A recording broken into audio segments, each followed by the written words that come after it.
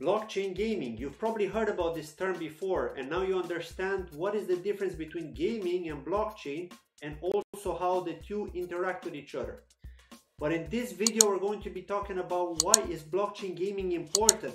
So I'm going to be going through some of the different aspects as to why I personally believe blockchain gaming is going to help with mass adoption in the near future. Now, it doesn't mean it's going to happen very soon. It could be a year, it could be 5 years from now. But I strongly believe that it is going to happen sooner or later. So let's find out in this video what it's all about. Stay tuned.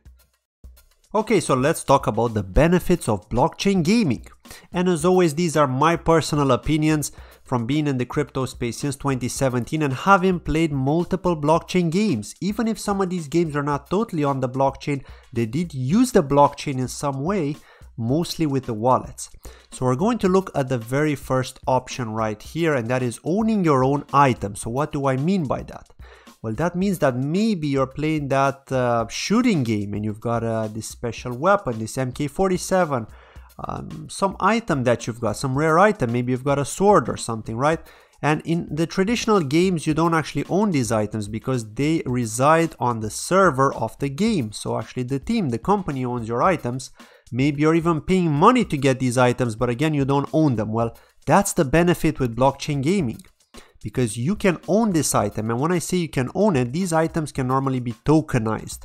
If it's a proper blockchain game using mostly the blockchain and not so much the centralized aspect of it, because right now you can't have everything like the full game 100% on the blockchain, right? We gotta be honest here. The majority of them are hybrid blockchain games. So owning your item, what do I mean by that? So you're probably very familiar with Ethereum because you've heard of Bitcoin and also Ethereum, which is the second biggest cryptocurrency out there.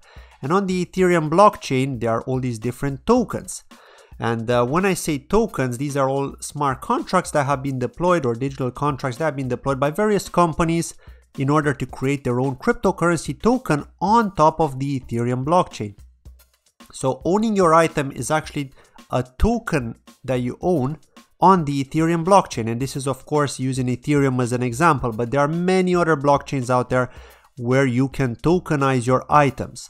So the cool thing about owning your own item, of course, is that even if the game was to shut down, if something was to happen, then you'll always own this item. And I don't mean that the game is gonna shut down 100% unless the community was to vote for it. In the case of a more decentralized game, again, we're not there yet, but if we will get there, if they were to shut it down in terms of no longer doing updates, then you could still own the item, right? You could still continue playing the game, but you're not gonna play the newer updates because the game isn't being worked on anymore. It's being left, it's isolated in its own little bubble, let's say, right? So gamers can continue playing it, but they cannot take advantage of the new updates, the new quests and things like that. So no development is being done on it. But the good thing about it is that in the future, if some other company wants to decide to take over this game and continue developing it, they can do so because these should be open sourced. That's why it's very important to have open source games as blockchain games, right? And not only that, but you can also transfer the item to somebody else, so you can agree on a price.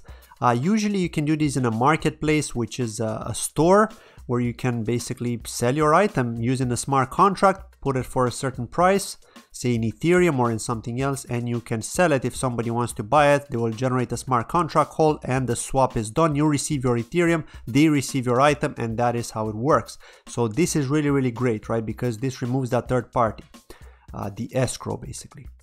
And let's move to point number 2, and that is seeing actions on chain. So again, actions such as missions. Let's say, for example, you've managed to achieve a mission, like you've hit a milestone, you've reached level 10 if you're playing an MMORPG, and you're seeing these actions on the blockchain, right? A transaction is being generated to say that this event, this milestone was actually hit or reached, and your player has this event associated with it, right? And you may see this on the smart contracts address, right? You may see these kind of transactions taking place there, because normally a smart contract should be the one that should act upon all these different events that are happening on chain.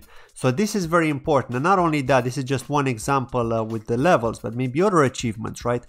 maybe even attacks, right? In some games you may see attacks, so you're attacking an enemy, and that generates a transaction because the blockchain moves so fast and it's so cheap that it's actually worth putting all this information onto the blockchain and basically moving it all open source, all on the blockchain, where the nodes can manage these kind of transactions for you, right? So the nodes as in multiple computers around the world, basically, right, running the game, keeping the blockchain alive, let's say. So that is pretty big stuff, right? If you're non-technical, you may be wondering what do you actually mean by that, but you should just pretty much understand that if you hit any kind of milestone, if you do any kind of mission, anything you do, if the game is fully decentralized, this action should be on-chain. If it's not on-chain, that means the game is hybrid.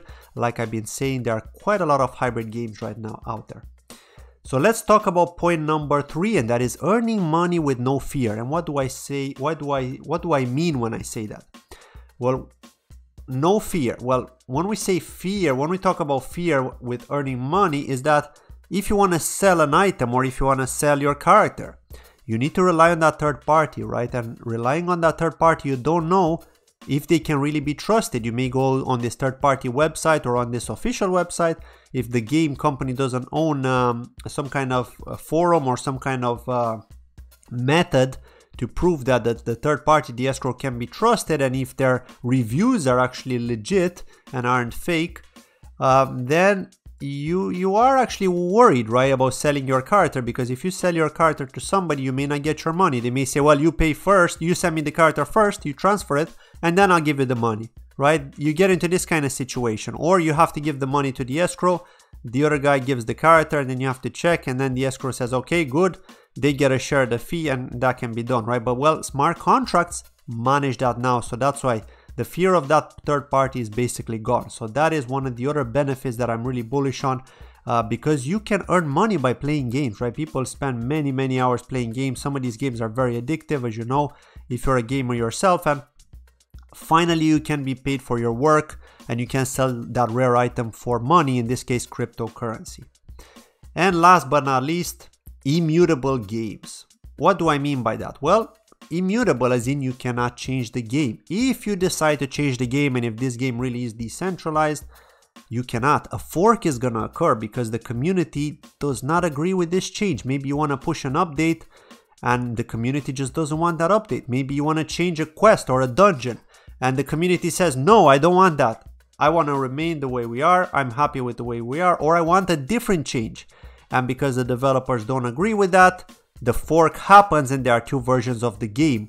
So hence why I'm saying immutable game, because the original version of the game remains unchanged. So it's immutable, but you may have a second version of the game if all parties involved, or not all parties, but I would say if the majority of the parties, in this case the node operators, the people running the node, keeping the blockchain alive, are all agreeing on the same consensus. And when you have consensus, then you get the successful upgrade of the smart contract with a new version of the game, because the majority have agreed. So the community are like, okay, well, maybe a few people don't agree, but if 7 people out of 10 agree, then that's fine with us. So this is an example of the benefits of blockchain gaming. Let me know in the comments below, what do you think are the benefits? If I haven't mentioned any benefits that you may be aware of, let me know in the comments. I'm really curious to hear your opinion, and as always, don't forget to like the video if you enjoyed it. Thank you very much, and I'll see you in my next video. Take care. Bye bye.